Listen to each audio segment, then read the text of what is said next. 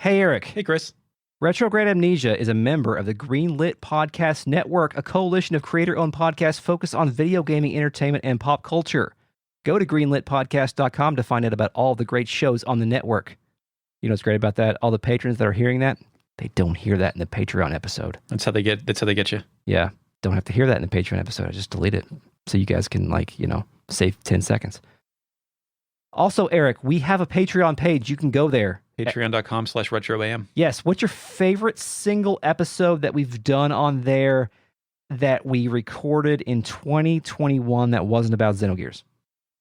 The Parasite Eve miniseries, obviously. Oh, yeah. I thought it was great. My favorite one is Radical Dreamers episode 3. I think is kind of wild. We recorded that in 2020, but sure. It came out in 2021, Eric. It's the best I can do. Would you like to hear some hot sounds that I've recorded? Sure. Thanks, Mark. Shepherd.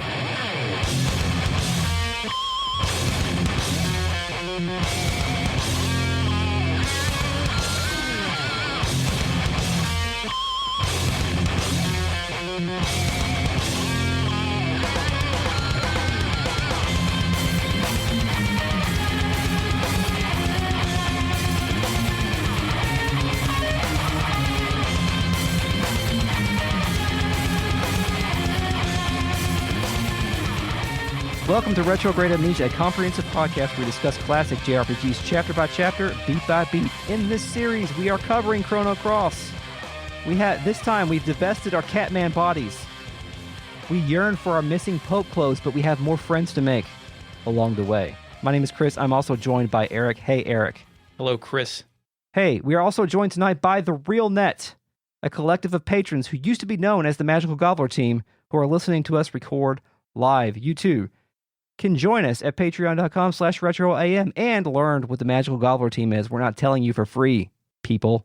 We are also joined by the Fake Net, our post-production AI companion, an original inspiration for the Toya song, I Do. Initializing Fake Net. I think that I can roll with an iced-out player balling out of control. Hey, Fake Net. Watch me drop, shake it for the fellas who know. Good job. Where are we going today, Chris? Hey, well, so we've got our Serge boy body back. We're we're back to being a white element, and at this point in the game, you can kind of continue with the story, but we're going to mop up as much optional content as we possibly can before we head into the Sea of Eden, because I think that part is a pretty extensive, dungeon type It is the area. Krellian's lab of this game. Okay, good. Okay. But Chris definitely, he said optional. In Retrograde Amnesia, nothing is optional. All is essential. Yes. At least one of us has to do it, right? So what are we going to do first, Eric? The most important mission in this game, Chris, we're going to go add a vegetable to our team. Yes. We go to Hermit's Hideaway. That's in the home world. Who do we have to take here with us, Chris? Well, first, important note. Have you been up into Hermit's Hideaway in another world where... It's entirely possible. Where it is where... the Misfit Island? Yes. Where Draggy and Starkey and Brasley hang out? Yeah, Leah's here as well. Did we... The mascots? Is there a shit bucket up in that treehouse? I don't know. I don't think so. Okay, I thought I saw one up there, but... Is there a shit bucket? I think there might be a shit bucket, Eric. Increase the toilet count. Okay. How many do you think it is? Because I don't remember. I don't know. I meant to be writing this down. Let's go with 7. Okay. The Chrono Cross toilet count. 8. So then who do we have to bring to the island of misfit toys? Eric, where do you freeze the ground at? That's What in are you home. talking- That's in home. Yeah, in home. Yeah, it's here. No, in home. Hermit's Hideaway. Is that where we are right now? Uh-huh. Okay, we're at home Hermit's Hideaway. Yes. The ground is burning. Yes. We have to freeze it. I did that like 10 episodes ago. Okay, I had to do it this time. I thought I already ice did it. breath on the part in the ground that's like hot. Yes, where and nothing then you can have grow. to go back to another Hermit's Hideaway because apparently there are trans-dimensional properties of hotspots, right? Yes. And you go there and there's a plant growing there, Eric. It is a sentient object lodged in the ground. Yes. Starkey is walking around like everything here is good and normal. Yes. Everything's fine according to Starkey. So you have to have Pashul with you here. Of course. What animal on your team can sniff up things and dig them up? Fungi? I don't know. No, he eats the fungus. He doesn't dig it up. That's true. The fungus grows above the ground. Now, does Pashul, are there any, if you don't bring Pashul here with you initially, do you find out Does that... something go like, if only you had a pink dog that could dig. Yeah, that's what I'm wondering. I forgot to check this, but I did notice that when you first interact with the object, Serge tries to, pull it out. Oh, like Mario 2? So there's a plant here. Pashul chimes in and says, what did he say? Was he say, Eric, do you have it? Do you have it? Do you have it? I do have it, but when I modulate it, it's always your voice. Okay. Read it to I, Sergi Poo.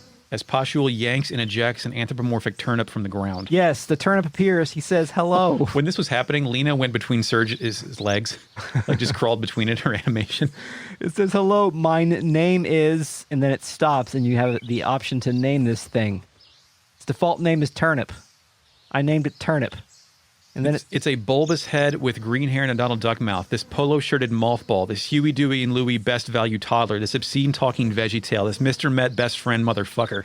This strange creature. I believe it was SSD Ninja in the real net previously when we were discussing Turnip, described it as a potential character from Diddy Kong Racing. Yes, absolutely. Also true. Tip-top. Yeah. So Banjo, Conker. What's your favorite DKR racer, Chris? I was name one more. I can't name a single one. Donkey Kong. Okay, great. No, he's not in it. It's Diddy Kong. Is Cranky Kong in there? Okay, so the thing goes on and says, "Well, thou didst pulleth me out. I shall joineth you. Please, 'tis no trouble on my part. Mine part. Mine part. Mine part. Turnip forced his way into your party. Victory music. Non-consensual. You also can't change his name. Yeah, you can. No, did you do it? No, you can't. It doesn't let you. It says hello when he says hello. My name is. Yeah. Oh, you can only do it later when you take him to the beach bum. So even when you access the name change screen, you can't. You can't do it. Wow, that's interesting. I just assumed that you could. Cool. So when he said he's forcing his way into your party, that is the admission of Chrono Cross that you have no choice. Yeah, I mean, it's just now you don't have a reason. There's no lore to it. They're just putting this dude, Mr. Matt's best friend, in your party. We've got to do it. It's funny too because Turnip's existence implies a couple of things. yeah, it does. So we'll get into that. But first, Eric, I have some information about Turnip. Oh, of course. Turnip is a quote a total vegetable. His age, 3. So I guess we're counting the gestation period here for old Turnip here. His origin is, of course, Eric. It's Herm's hideaway home. It's where we are. Of course, he's going to walk around the island of rejects. Yeah, this is where he lives now. By the way, I don't know if you knew that or not. His height is 4 foot 4 inches. Jesus.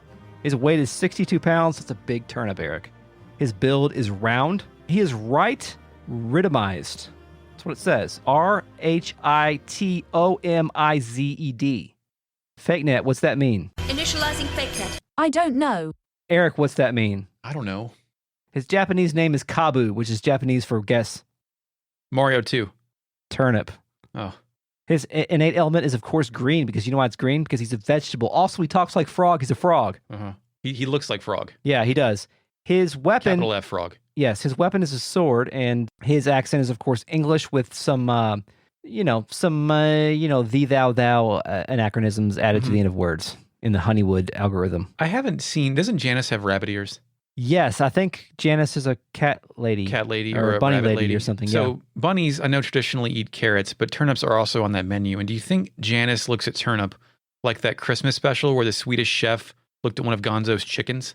Yes, absolutely. Like, oh, he's so excited. Yes, absolutely. That is definitely the case here. Initializing fake net. Eric is thinking about when the Swedish chef met and tried to kill Big Bird, not one of Gonzo's chickens. Hi there.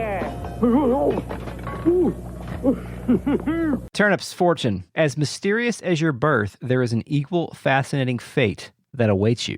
Bullshit. And that's all I have for Turnip, Eric. Okay. Well, we are going to go ahead and exhaust all of Turnip's content, Chris. Okay. There actually is more Turnip content at the end of the game, but go ahead. Okay. Most of Turnip's content, Chris. Yes. We can take him to Viper Manor, another world. This is the manor that is still standing but was occupied by poor, but has now been totally emptied because the poor soldiers have all left. Yes. But there's one dragoon left, the dude who is sleeping by himself. If you bring Turnip to him, he'll say that he knoweth this man, this view. It's the same place that showeth up in mine dream. In that dream, Turnip actually lived another life as this soldier. He hopes he doesn't disappeareth when he wakes up. Well, that's weird, Eric. How does that... he exists because of this man's dream, and the implication for having to, freeze the ground in one world and him be birthed in another means that dreams exist in the temporal vortex in between these two worlds, right? I wish that was true. Is that true? Yeah, sure. In this game, is it true? Was Sprig living in the dream world, basically? I think maybe. A dream of Sprig? Yes, a dream. So that's interesting. So I went ahead and got Turnip's third tech. Yeah? You have to go to Viper Manor, another world, rooftop. You also got to bring Neo-Fio with you. Oh. I'm not in the speech syntax, but Turnip asks Neo-Fio if he can go in the pool for a moment. Neo-Fio says, sure, go for it, in for spelled P-H-O-R. Yeah. Turnip leaps in the water and it comes up to his head. He says it feels great. Then he starts screaming and his head turns red. Then the game tells you, incredibly, Turnip mastered Veg Out. Victory music. Wow. Veg Out. Have you tried Veg Out? I did. Turnip leaps into the air and the screen goes white. When it comes back, it's just Turnip's head and it is giant. Wow. It smashes everyone. Then it cracks open and splits in two, revealing a smaller Turnip head with a sad face. Then that splits in two, and Turnip somersaults out of it. Okay. I want the Turnip guiding game. At this point in time, I believe that Turnip is the most interesting character that we have. What? With the exception of Come maybe... on, man. What? I want to know more about him. He's interesting because the game doesn't tell you shit about him. Yeah, but he's from the dream world, the dream world that exists between two worlds. No, dude, on Tier Maker, Turnip is C, tops. But look at him. Yeah, he's Okay. cute. I know. The third tech gets him from D to C. I'll say that. Yeah. Okay, cool. Weird shit.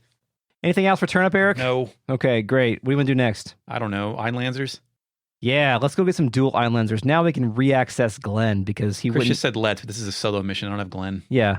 Yes. So this is not too much. So you can put Glenn back in your party now, obviously, and you take Glenn to the Einlanser in Termina Another. Do you already have one Einlandser for G-Boy? Yes, we have one Einlanser from Garai's grave. Remember, So- we had to access it Yeah. to depart the Masamune. But I have that as a key item. Can Glenn actually equip it as a weapon? I think so, yes. I think so. I'm not 100% sure, but I believe so. So you go there, and I did confirm that in Termina Home, that sword that's there on Dario's remembrance grave or whatever, even though he's not dead there, is it's just a sword. It's not the Einlanser, obviously, because we have that with us. We wondered about that before. So we go to Termina Another and go to the place where the Einlanser is placed, where we first met Glenn and Riddell way back when. When we approach, the Einlanser begins resonating. Which one? Who fucking knows? Mm-hmm. Dragoons plays. You know what song that is? Flight. Flight. Zeno cares. Then the Einlanser that's in the ground phases into Glenn's hand and he holds it up like he's fucking He-Man. Dude, I would never want a sword that has phase capabilities, because what if it phases at the exact wrong moment? Yeah, that's true. It could phase inside your face. That would be bad. Or you take a swing at your enemy and then it just disappears. Yes. He says, brother, yes, I understand. This sword I will take into my hands, and together we will finish our unfinished dream. He takes both Einlansers and whips them around a bit and looks kind of like a badass. Cool. Then the text says, Does he drop them because he's Glenn? no, Glenn's now an awesome guy. Glenn has... Text says that? No, it says Glenn has succeeded the Einlanser. Victory music. Can you use succeed like that? I think you can use succeed and as like the opposite of secede.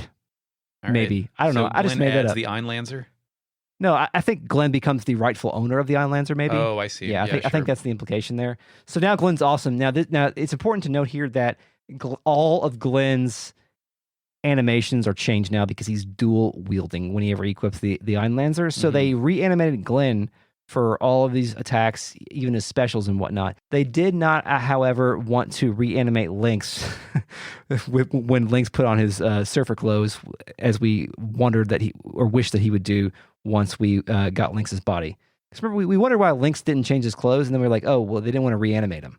Well, that, and then also, we had talked about in our last episode, Serge had to leave his Serge clothes up in the Serge area in the Fort Dragonia. Yeah, that's true. There's only one Lynx. You don't have to give him a new set of clothes. Damn it. Okay. So that's it. Now, I do have one, I guess, egregious oversight from our, I think, 2 episodes ago. We talked about how if you go back to Viper Manor in the home world where Dario is making the orphanage, you can now go back up into the second screen of Viper Manor, like beyond the gates, and there are people putting, building shit. There's kids running around. Norris, this is now Norris's hangout spot. The Norris in our party, because remember, he used to hang out in his torture chamber. Yeah, now he's not there anymore. Now he's just hanging out next to the well, and he says, oh, well, this must be what all that noise was down there. Or up, Smart guy. Together. So Norris is still there being a dumbass. If you take Viper here, all the kids mistake him for the headmaster of the school. Yeah. And he gets kind of miffed about that. It's kind of cute. That's about Tired it. old man. Yeah. Is there any character who's built up to be important but less essential than Viper? Oh, absolutely. Because Viper was, Viper, think about the ambiance of Viper Manor from just how it was originally conceived in Radical Dreamers. I know, it was the main character. Patreon.com/RetroAM. Like, Viper Manor was amazing, and Viper was supposed to be this amazing guy who built this up, and now Viper's just kind of, he's just... Doddering old man. He's just a guy in our party. He's bad at combat. Like, he was a boss, and now he's just in our party, and, I don't think that Viper is... I don't think he should have ever been added to our party. It just makes him kind of a dumbass. There used to be a car that would go to my work all the time, and the guy would hit the button to arm his alarm, and it would always say, "Protected by Viper, stand back." Every time he armed it. What a badass. What a badass. What a badass. Protected by Viper, stand back. What's next? Do you want to go to Divine Dragon Falls? Yeah, let's go to Divine Dragon Falls. Now, in our previous exploits with Stina, she mentioned that we can take both dragon tiers to the Divine Dragon Falls to forge the Chrono Cross, which is apparently a key item. She never really said what it did. No, she just said the title of the game and won the game. Yes, she crossed. I'm so sick of all these Star Wars. She crossed Crossed it off her list. Yeah. So anyway, you can. So I was like, okay, well, I should be able to go and do that now, Yeah, right? they just told you. They told you a location. That's got to be where you got to go next. And actually, I thought that was what I was supposed to do next. Hell so yeah. I checked this. If you go here without Stina, one of your party members will say, "Hey, we should probably bring Stina here." So Why I brought. did you just randomly summon like everything else does in this game? Yes, I don't know. I brought Stina here, and Stina, and so you can go and place the tier of love and the tier of hate in the two. There's two pedestals in the back of. How convenient. Yes, very nice. And Stina determines that we can't do this yet because there's some missing element. Perhaps there's a seventh element, Eric. She wonders. Like a new color? Yeah, there's a Iridescent element? Yeah, there's a seventh element. Ultraviolet element? Seventh dragon god, perhaps. Infrared element? Who knows? That's all. Purple or brown? Yes. Yeah, the brown element. Left the brown element in the SS Invincible. Clean it up, Sage. What's next? You want to go to Marbule or you got anything else? Yeah, let's go to Marbule, Eric. So originally I went to Marbule because you can talk to someone and get Irene's third tech, but we go into Marbule and we discover it is much different. Yes. Now, the last time we were at Marbule, this is Marbule Homeworld. Homeworld, yes. And the last time we were here, we were fighting those blue lagunates. Yes. And this entire section doesn't manifest unless you do the Nikki side quest. Right. It is optional, technically, but it doesn't become this way until after you become Serge again, which is the game lifting a flag, when all of the demi-humans move off of Fargo's ship where they were indentured servants. Yes. And they now occupy Marbule as they do in another world. Yes. When you walk in, Zelbus plays. Mm-hmm. Everyone moved back in. There's a banner above the entrance that says, what, Chris? Marbule. And it's in cursive. Yes, great.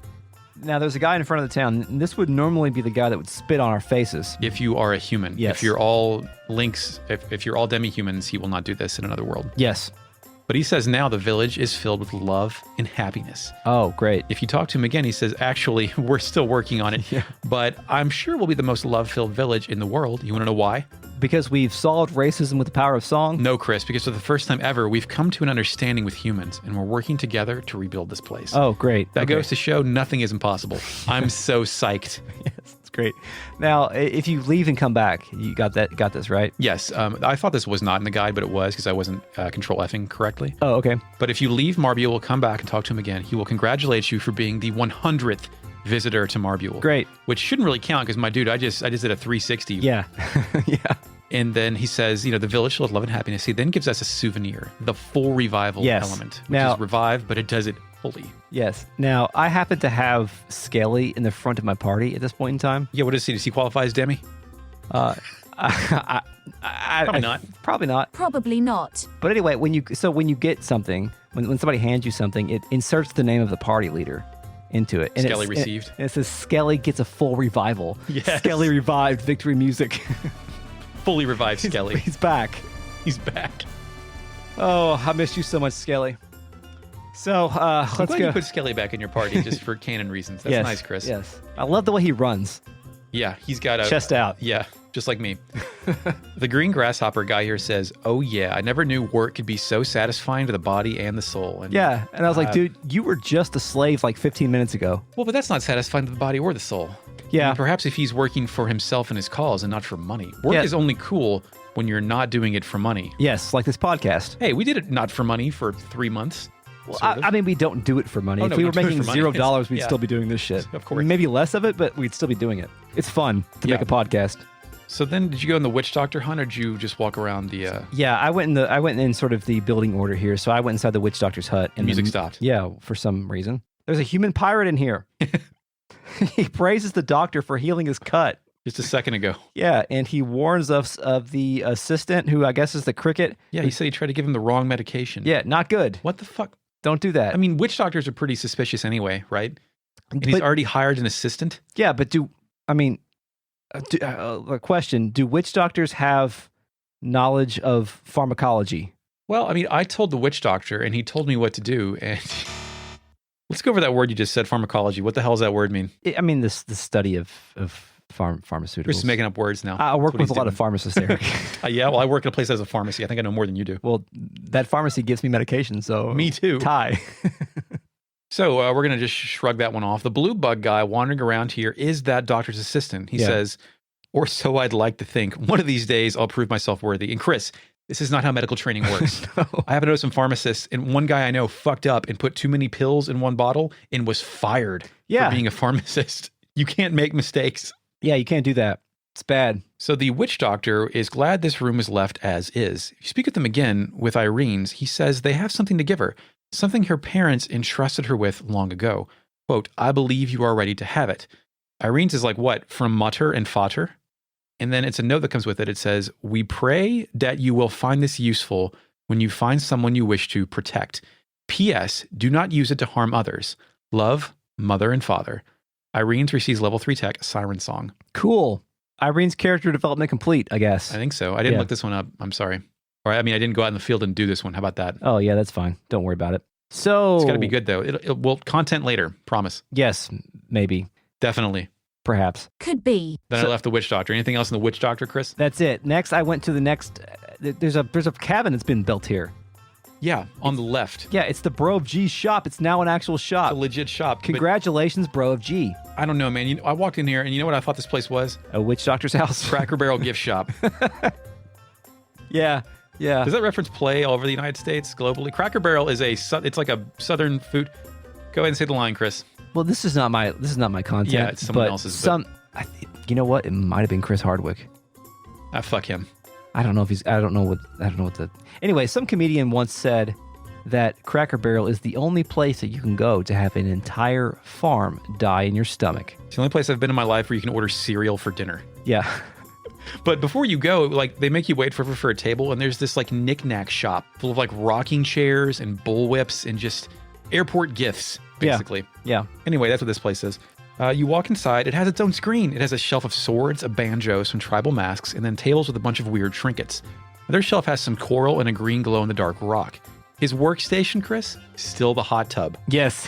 Did he build the shop around his Yes, hot tub? he very clearly did. This Yes. is tight as shit. Yes. He still says the exact same thing and only sells traps. Yes. Now, Kid Bro G is not present here. Is he No, dead? I think so. He was a casualty of the Zelbus. Yes, I guess so. He only Fell exists in overboard. the in another Marbule, apparently. But like he is a creature that clearly has to be in water, but he was like the drink guy in the serving restaurant. Yeah. The other one, right? Like that's maybe he just likes it. I mean, if I could work in a hot tub all day, I'd probably do it. Yeah, it Can sounds. you rebuild the podcast studio so we're in bathtubs? I could, but I mean that might be a little dangerous with all the electronics down here. Be careful. All throughout this place, there's now like buildings and cabins and stuff, right? Yeah. Now, Humans have brought industry. that's what that was my question. Are humans the ones who taught us how to build log cabins? I taught the demi-humans to build log cabins. I mean, if you look at the houses before, they were definitely sculpted either out of the earth or out of clay or some shit like that. Yeah, right? Or like yeah. using natural caves. They were just living in the caves, and now they're not. So it's weird. Yeah, this could be viewed as a corruption of culture. Yeah, that's honestly. true. Yeah, but I mean, that place was fucked up and had ghosts all over it, right? So Yeah, I probably mean- it got, What's worse, ghost or industry? ooh, good one. I don't know. Yeah, tough one. So then I left. On the east side of town, there is now a town square common area being built. There's Yeah, an unfinished stall and a bunch of benches around an unlit fire in a barrel. yeah. Now it's weird because the green cricket guy that said that he would He loves work. He loves work for the body and soul was up here for me, so I don't know. Yeah, he wanders around. Okay. There's a pirate there working with him, and Yeah, he from says, Fargo's ship. He's still holding his giant goddamn sword. yeah, he says he's happy to work towards a common goal with the demi-humans, I guess. Yeah, it's a socialist society here. That's nice. Sure, it's a commune. Come on, guys, we're going to be late for class. Oh, darn, not on our first day. Don't worry, I pressurized all of our bike tires to optimal PSI for speed. Wow. So we should be able to average 9.6 miles per hour, which should get us to class on time. We love Podford University for teaching us these skills. Podford University, iTunes, Spotify, and everywhere you get podcasts. Video Death Loop is a podcast where we watch a short video clip on loop until we just can't take it anymore. Along the way, we'll try our best to make each other laugh and to hold out longer than the other guy. You can jump in on any episode, no need to worry about continuity. Check out Video Death Loop on the Greenlit Podcast Network with new episodes every Friday. On down the path, there's another wooden house under construction, kind It's of. a house being built. Like, it's huge. Yes. The pirate next to it says, "Arg, what a lucky guy, that's Stud Muffin." Yeah. Who could be inside the house, Chris? I thought of all the stud muffins I know from this game, and Yeah. I couldn't name None of them. Nikki's kind of a stud muffin. Yes, he is. Yeah, I He's can't not think here. Can't think of any other ones. Inside, it's the Fatso pirate. Yeah. He seems to have trapped a mermaid, but wait, they're lovers, Eric. I don't know about that, Chris. Okay. So it's a wooden house. There's a pool in the middle for that mermaid. The mermaid's in the pool, and the large sailor is staring out the window. On the edges are some coral, a desk with a blue tablecloth, and a shitting bucket. Yeah. Well, okay. Increase the Chrono Cross toilet count. Yes. The Chrono Cross toilet count. 9. Congratulations, the Chrono Cross toilet count. Now, also, Unless you're about to rescind this. Is this not a shitting bucket? no, I believe it's a shitting bucket, but I have another question, Eric. Okay. So this pool of water that the mermaid lives in. Yeah. Because he had to build that to I mean, is this his wife? Or I is don't this his- understand why he gets the only actual residence here. That's true. I have some more questions about human mermaid relationships later, but we'll get to that in a few minutes. But my next question is: do they pee in this pool here? Yeah. So is that a toilet as well? Yeah, mermaids desalinize or urinification. So is it? Are there two toilets here? Is that what you're saying? Yeah. I mean, you got a pissing toilet and a shitting bucket. I think that counts combined as one toilet. Like, you can't have, like, Okay. a urinal is not a toilet. I guess it could be. Is it? I've seen it used as one. Nothing's funnier than when you walk in a bathroom and see a fat turd in a urinal. Do you have to poop in it in order for it You to don't be a have to. toilet? You can. You ever tried? No, my kids have asked me if they can poop in it. Sure, buddy. Give it a shot. I'm at my most neurotic when I take my kids into a bathroom because they're like touching shit and stuff, and I'm like, oh, stop it. Just tell them to piss their pants. Put them back in diapers. Who That's gives the- a fuck? That's the one good thing about the pandemic is my kids know not to touch shit. Okay. Yeah. So the guy staring out the window states that he is the luckiest guy in the world. Then he asks his honey for confirmation. She says, after some hesitation, Chris, yes, ... darling. Chrono Cross does not let you speak to the mermaid. Yeah. So. She's here against her will, dude. Ugh. My guy has got the biggest house. He's looking out the window. So how long has it been since the demi-humans were liberated? How long has it been since Nikki's concert? 72 hours. Okay, so it only took 72 hours for the humans to... Subjugate the lesser race again? Shit. Sure. That's what we do, man. So Okay. at this point, this is the only other mermaid that I had seen in this game, and she's already held captive. Yeah. So is this yeah. And then also there's a portrait on the wall, which I imagine is her, with some tacked on notes next to it, which I imagine is his domination plan for her. Yes. So then I went into the cave where that kid was afraid of us in the other world. The shell house. Yeah. Yeah. Yeah. Is this a kid in here, I think? Got Green Goblin Lady. Green Goblin Lady has resolved to build a sunroof and make this her home, I guess? Yeah, she's walking in that bioluminescent water. She likes the place, but it's too dark. She'll make a sunroof and lighten it up. We all will live here happily. Man, what are these big fucking shells for? They wrote something for it and didn't implement it in time for this game's yes. release. Good. Patch. So when you walk outside, there's a lady in the south corner who says this village is going to be fabulous, and it feels like love is in the air. There's also a well down here, and the standoffish guy in the house has a wooden cross on top of it. Yes. So yeah, I'm sorry, the shell house, there's a Jesus cross on top. Did you notice that? No, there's a ladder you can climb up there, and there's something up there. Yeah. I saw it. Can you interact with it? I I tried. don't think so. Okay, yeah, I tried and it didn't work. So that's all I've got. Next, I've got the sage hole. Yes, let's go see the sage, the elder's house. Yeah, sage, yeah. Who's inside with the sage? Well, it's Fargo. Yeah. This is not our Fargo. This is the dumbass. The cowardly. Yeah, the cowardly Fargo who is now... freed all of his workers. Yes, and Irene's is in here as well. I guess you had her in your party? Yeah, so she was just with me. So I Yeah. guess this is where she hangs out. Yeah, she hangs out here now, and if you speak with her, she says, oh, those two, they're getting along now. It's great. They're like, you were great that time, matey. And then Sage replies, and he remembers that one. And then remember when you, and then these old men are clearly bullshitting about old times and cackling and jerking each other off. I believe they call this yucking it up. Yes, they are definitely two old men ho-ho-hoing to each other. Yes, absolutely. If you speak to the Sage, he and Fargo hee-hee their way through another jovial conversation. It's great, guys. It's great the relationship is now mutual respect and not master and servant, I guess. I mean... we can laugh that off and not offer any kind of... reparations or apology. Yeah. I mean, honestly, Fargo should be providing all social safety nets here in Marbule. Yeah, absolutely. Yeah. If not nailing wood together himself. Yeah, I rather agree. than getting drunk with the Sage. So, there's one more place to go, and it's the Black Dragon Cave. Yeah, dude. Well, not where the actual Black Dragon was. Yeah, but it's his cave. But it was his cave, yes. The echo. Our boy Toma and his crew, they're here. Mm-hmm. Toma, he wonders if he should settle down and stop going on these bogus expeditions. He also thinks it's good they're all working toward a common goal. Yes. He then corrects himself and says, audacious expeditions. Oh, yes, of course. Then his mermaid lover comes out to give him his tea. Someone yells honey from off screen, and then she slithers out. Honey. Toma seems embarrassed and says thanks. Then a bunch of periods. Then he starts laughing to relieve the tension. He tells us we've caught him in an embarrassing situation. Chris, what's embarrassing about this? Well... That he's served tea? That he's doing it to a mermaid? That he loves a woman? What's embarrassing here? So it's not embarrassing to do it to a mermaid, I guess. Nope, we've already established that. It's not embarrassing to have a wife. Nope. Or to, I drink tea. I think or drink tea. I think the only embarrassing thing here is that Toma has a mermaid slave. Oh, you read that as slave? I read that as like wife.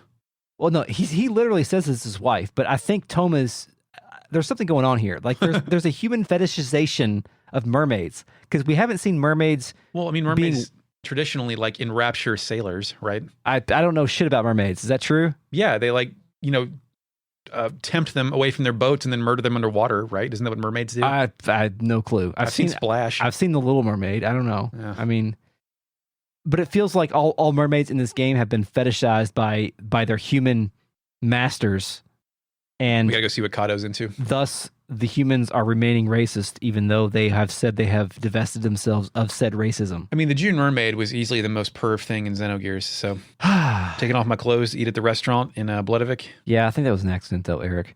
Toma explained... Oh, yeah. You think now with more evidence that it was an accident, Chris? Anyway, Toma says that, well, these things happen, or things happen. So I guess the implication here is he fell in love with a mermaid, but I don't buy it. He introduces the mermaid as Toma's wife, then blushes, then laughs again and says, well, these things happen. But buddy, that's something I do know. Yeah. These things happen. They do happen. Things happen all the time. Yeah. So if you speak with him again, did you do that?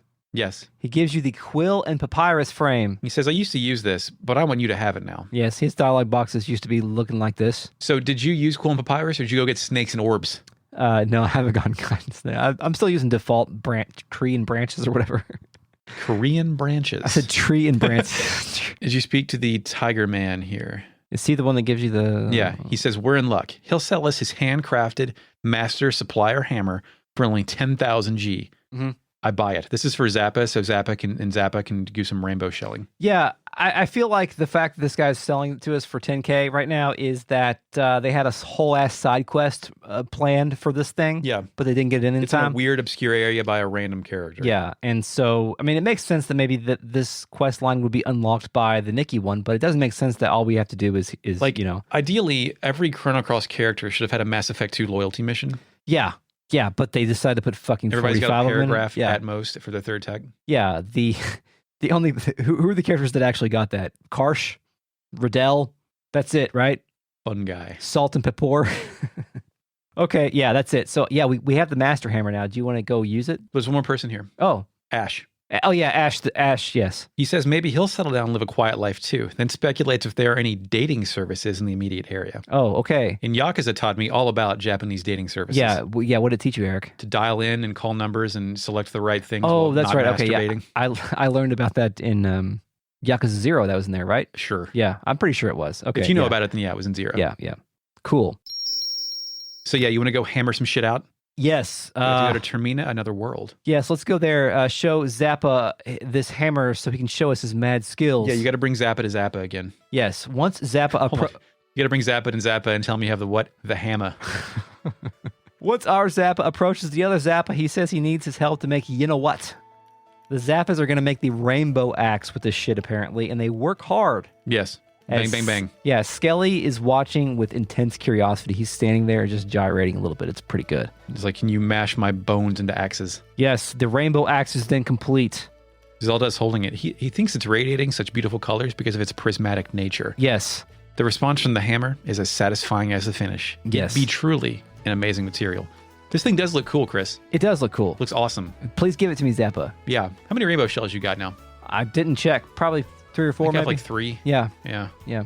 Yeah. That sure was a brilliant job there you did there, guys. And then Zappa learned how to forge the rainbow material. Victory music. Now you can... Never use Zappa again. Yeah. Well, I mean, Zappa's pretty good. But yeah, you've got a lot of characters, Chris. I do. Neofio or Zappa? I'm picking Neofio. Okay. Poshul or Glenn. Get Poshul So in there. now you can forge any of this rainbow bullshit. Piece of shit. As much as you want with using as much as you want with your limited resources. With the Spirit Smith, yes. And let's talk about those limited resources. I went to go do this, and I'm like, hell yeah, I'm going to make some rainbow gear. But then I realized I needed some shiny materials. Where do you get those? I don't have any shiny materials, Eric, so I Googled Chrono Cross shiny materials. Hey, Chris. Yeah. When I run, I keep aluminum foil in my pocket to give to the crows because they like shiny stuff. There are a lot of goddamn crows around here. They love shiny things. Okay. So what you're saying, you can summon crows? Yeah, I read a post about a crow army, and crows will actually remember you and treat you like if you give them presents and treats and shit. Why is this guy accidentally made a crow army that like defends him from his neighbors? Yeah, you get these things by doing summons, Eric, because there's no reason to do summons in this game because the game's not hard enough to where you need to do summons, but you need to do summons to get the shiny material. That's a weird economy. I didn't know that. Yeah. So Is it every time guaranteed? Yes, each different element summon gives you the corresponding thing. So there's like I see. Yeah, so if you do Saints, you'll get white shiny material? Yes, exactly. So that's the only way to get this shit. So you probably already have some if you've used Saints. Yeah, all I've done is Saints. Yeah, so I haven't done any of them yet. Well, I've done Deluge. Deluge one? Nope. Oh, that's not trappable. I see. So Sonia, Red Wolf. You should have one of each from the dragons. Oh, those summons. Okay. Yeah. So the ones that you have to trap, you don't have to have those necessarily because I failed to trap Gollum from Karsh. From Salt and Pepper. So that's how you do it. So the only incentive to use the summons is that. So I think I'm going to try to equip some summons here on my next expedition and try to do that on the regular ass enemies because there really is no other reason to do it. Ass enemies. Especially if you have the Master Mune, the Grand Dream. You want to talk about getting Janice? Tell me about Janice. Tell me about Janice. So I had played ahead at this point, and I had gotten the Forget-Me-Not pot from Chronopolis, and I actually learned what that did, finally. Do you know what it does? No. Is it Pokeball? A little bit, yeah. If you kill an enemy with it, it gets added to the things you can be in the Grand Slam. Okay, cool. Now, using a Sprig tech, which copies an enemy and uses them in that party, also will do this, but it's much easier if you just equip the Forget-Me-Not pot and capture whatever. Okay. So I went around the world and got some powerful enemies because I wanted to have an easy time with this. Fight against powerful enemies. That's right. So I went to the SS Invincible. Optimism, nope. Dilemma played. Yep. Then I went to the Grand Slam. Round 1, Chris. I picked from my party an Airframe, a Lagoonate, and a Gyro Blade. An Airframe is the bone pterodactyl thing, right? Yes. Yeah. And a Gyro Blade is in Chronopolis. I had to fight a Biba, a Terminator, and a Gloop. Cool. Now, these things owned both of us previously, right? Especially that Terminator. Like, just mowed all of our default, like, beach bums and Bibas down. I dominate these guys, and I got a stamina belt. Janice, after the battle, said, not bad, but how about this? She makes me fight a Cybot, a Gobbledygook, and a Spearfisher. Remember that purple man underneath the Viper Manor? Oh, yeah, yeah. But Chris, I brought in a Rock Roach, a Fossicker, my own Cybot. Now that Spear Fisherman froze my Cybot up, didn't get to use him, but the Rock Roach dominated, had great HP. Also something I think is funny and also passes off to the enemies, like explains this game, all of their level 3 attacks are 99% all the time. I wonder if that's the logic the game uses and why they rarely miss. Interesting. Or if that reflects on my own percentage. Huh. Did not know that. So after that, I got a resistance belt, and Janice said, "Yow, yow, don't make me mad. This time, I'm gonna win." Oh, so then you got to battle Janice herself? No. Oh. It's one last battle. Battle. She tosses out an Airframe, a Cassowary, which is those hunters from Shadow Forest. Yeah. And a Couscous, which is a cat rat. I rolled in with the only enemy in the game you can get once, the White Knight. Oh, that's the one in the Isle of the Damned, You right? have to animate with a Will-O-Wisp. Yeah. I got my Forget-Me-Not pot and I went and killed it. Yeah, Which he's good, by the way. Oh, okay. I already killed it, so I can get it. I got a Sidestepper, that big thing from Water Dragon Isle. The crab thing. Yeah, the crab thing. Yeah, the crab thing. And then a Terminator that I got in Mount Pyre. Yes. I own these fools. Okay, good job. Yes. It's overkill. You can probably beat these with just regular ass enemies that aren't default. Like the airframe did good. But I would go get, the Terminator, the Sideswipe. Anyway, afterward, I got a dreamer's scarf, and Janice crouches down and shakes her head.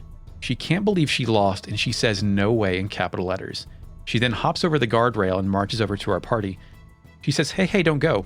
She wants to ask us something. Where did you find such super duper monsters? She wants to join us and find more. Accept or refuse, but Chris, I accept, and I get what I think is our last character.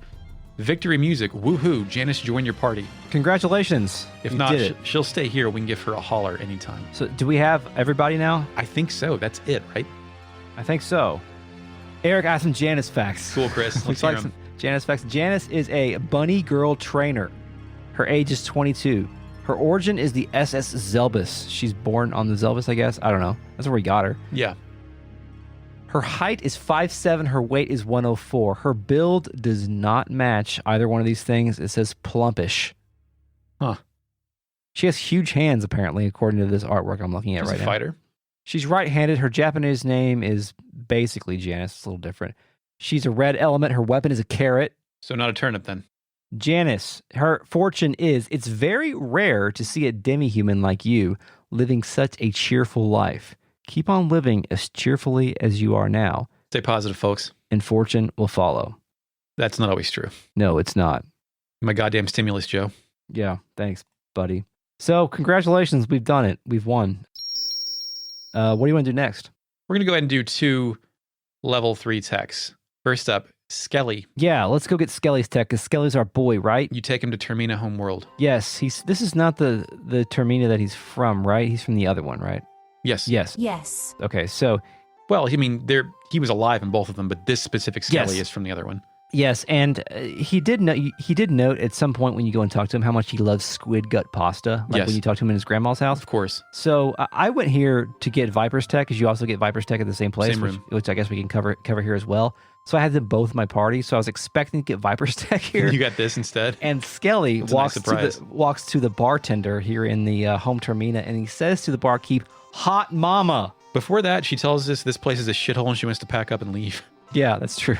Then he says, "Hot mama, I want to have one of your squid gut pastas." Remember, in Japan, mama is generally what you refer to a bartender as. Yeah, which, who knows what it said originally, but Skelly said hot mama. I thought it was funny, but, She says she's out of that shit because of this, this whole occupation. And fuss. Yes, and Skelly says, "Oh man, that's uncool." Correct. Yeah. She tells him not to look so sad. She's going to try and cook him something up for the skeleton man with no tongue or digestive system or internal organs. Yes.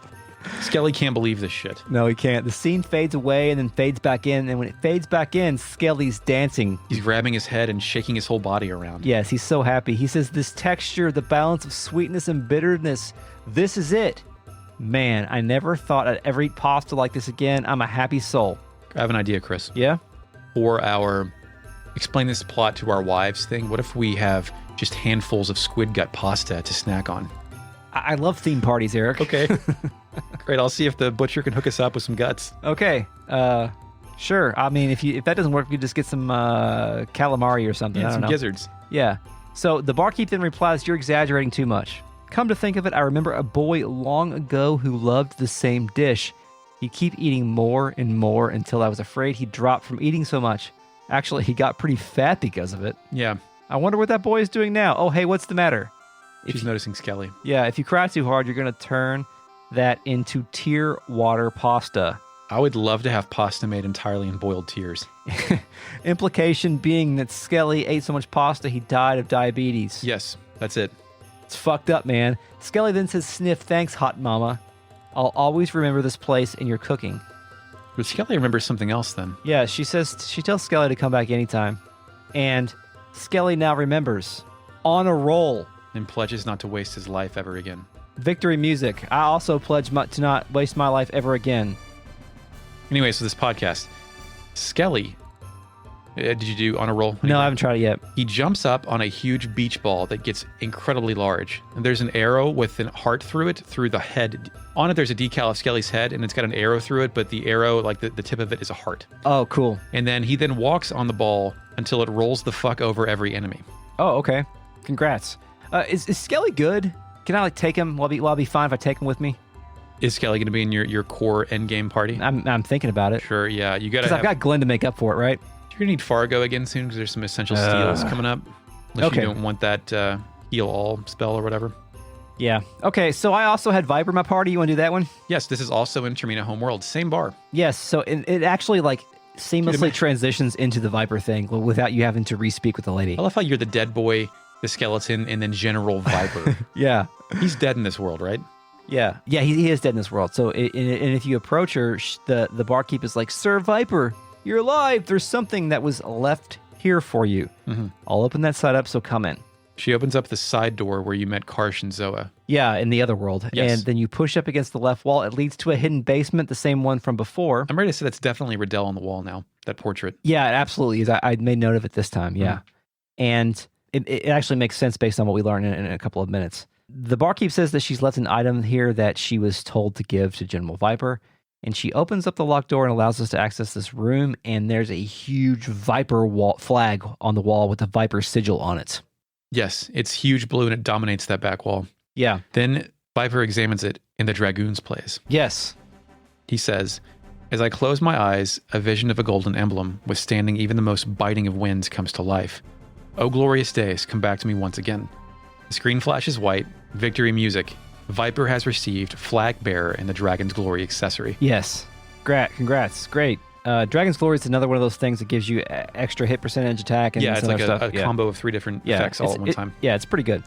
And Flag Bearer is his final tech. What does he do? Hold a flag up and wave it? He crosses his arms and puts his hands out to the side. Behind him, a flagpole shoots up and that tapestry is raised, like the flag is raised with it. Cool. The emblem glows and then Viper is healed completely and everyone's, quote, power is increased. Ah, great. It's like a buff and a heal. Oh, cool. I mean, that's kind of interesting, I guess.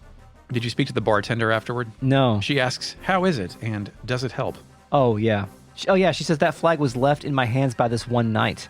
He never gave me his name, but he looked very powerful with a green cape gracing his shoulders. Dario. It was Dario, so I guess that was Dario maybe before Viper came back, before Dario lost his life. Doesn't make any sense. But that would explain the Riddell picture on the wall because he... Unless, no, here's what happened. Dario's estranged girlfriend, caretaker, amnesiac wife, and that thing took him on a day trip to Termina, and he just happened to drop that off there because he was drawn to it. Yeah. Viper sucks. Okay. We'll do some more text next time, Chris. Yeah, we'll do some more final text sprinkled in with the rest of this game on the next episode of Retrograde Amnesia 33. Let's check in with the RealNet. Industrializing RealNet. Alter Impulse says, ha ha ha, you have too many characters when the sentient turnip joins your party. Victory music. Yes. Shy Guy 32 says, Turnip's outfit looks like Hyrule Warriors Link. Yeah, a little bit. Okay, so Alter Impulse says rhizomes are the things that stick out of a plant. I don't know. I'm just reading what's on the page, man. Yeah, I did not take botany, and my wife likes plants, but all I do is murder them. So okay, yes. So that probably has something to do with the little pun that was played with his right-handedness. I was given a succulent to take care of, and I failed. Shy Guy points out that you know how we had Glenn succeeded the Einlanzer?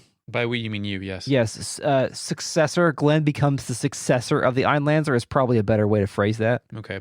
So let me get Richard on the phone. Richard! Okay, so Carfo says, imagine getting your ultimate weapon and being like, no, this isn't enough. I'm going to travel to another dimension to get another one. It's a good plan. Yeah, sure. Shy Guy 32 says, is the 7th element love? No, it's heart. Okay. Anonymous says orange or purple. For love, purple. Definitely purple. Yes. Although orange is also unrepresented in this game. Alter Impulse says, when you're a demi-human, the world is your toilet. This is true. Animals shit wherever they want, including my cats who vomit everywhere. Shy Guy 32 says, Bill and Toma's bogus expedition. Alter Impulse says, gives his Grand Slam party, Airframe, Lagoonate, Cybot. That's strong, but you can't reuse fighters, so you have to balance out between 3 different battles. Now, remember when you recently told me to play the PlayStation 1 fighting game Cyberbots? Yes, also on Saturn. I started calling it Cybots. Oh, because of this game? That's why I was calling it Cybots. I see. We finally unlocked the answer. Victory music. Okay, so this is, I don't know if this is going to play in the real show, so we'll delete this if it's not necessary, but Shy Guy 32 says, it's a little surreal hearing an anecdote about roadkill while the victory music is playing, because that's what was happening in the RealNet right there. Hey, you asked me to vamp. I got stories. I'm sorry. It's all good. Listen to the outtakes. Alter Impulse notes that recruiting Janice early is good because she's really good. Yeah, when she's very powerful, especially for the time. But I just didn't want to. I just wanted to mow down the Grand Slam. I didn't want to challenge there. Let's see some discussion about calamari versus squid guts. Alter Impulse once made curry with squid. We can make squid curry, Eric. I'd be into that. Yeah, my wife will not eat it. She gets mad when I eat the squid. You ever order calamari and they throw in the little baby squids they deep fry in there, like the full fucking things? Yeah. You're not supposed to eat those apparently, but I love eating them. Okay. Alter Impulse says it's good that Viper gets his final attack, but he's actually one of the least useful characters at this point, which I agree. He had his own special sword and he sucks. Like Glenn, the boy like 7 ranks below General Viper is better than him now. Yeah. Sad. Age, man. I don't know. Radius still beats ass. Alter Impulse says, and generally once you get closer to end game, yellow elements become less valuable and Stina or Starkey is better. So I guess having more than... Space Gun. Space Gun. And that's all. Thank you, RealNet, for joining us tonight. We appreciate you, and we'll see you next time. There's outtakes on this podcast, so if you like those, stay tuned, and you can hear them at the end of this podcast. They're usually pretty funny, I guess. I don't know. And this episode is a production of Retrograde Amnesia, recorded on today, January 14th, 2021. Thank you, Mark Shepard, for the intro track. You're welcome, Chris. You can find us on Twitter at Retro Amnesia Pod. We're not on Facebook. Just to remind you, we're not on Facebook, Instagram, or anything else. Fuck that. If you like the show, please consider supporting us on Patreon at patreon.com/retroam. You can get early access, bonus episodes, mini-series, and other stuff too, I guess, if we put it out there, you know. Sometimes we do some weird stuff. Email the show at retrogradeamnesiapodcast@gmail.com. And until next time, Eric. Yes, we will kill fate. And now you may go back to sleep, in which you will have an interdimensional dream about your turnip self.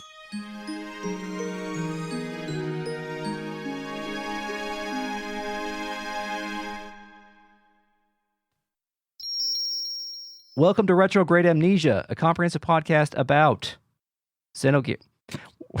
Welcome. Revert to old program. This will probably be in the outtakes, but SSD just says, holy shit, Chris just had a soft reboot.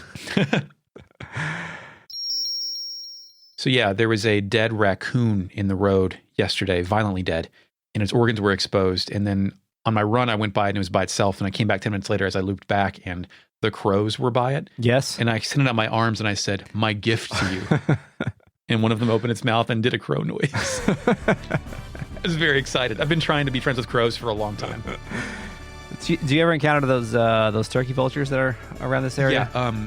There was about once, I don't know if you see it where you are, but about once a year, there is a flock of like 100 in the sky at one point. I've seen them before, yeah. That happens around here. I don't know where the fuck their little area is, but that's terrifying. There's a street light towards the on-ramp down the street to the highway, and there's always one or two there every morning because there's a lot of roadkill right there usually. Yeah.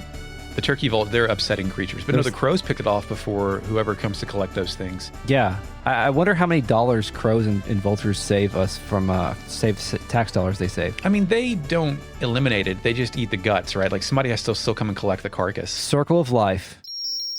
Eric, you want to check on the it's a real net. You can say real net. You gotta stop saying magical gobbler team. Yeah, let's check on the real net, okay? Oh, I hit victory music on accident. I'm not doing the speech syntax, but Turnip asks, I'm sorry, put Razzly, what the fuck?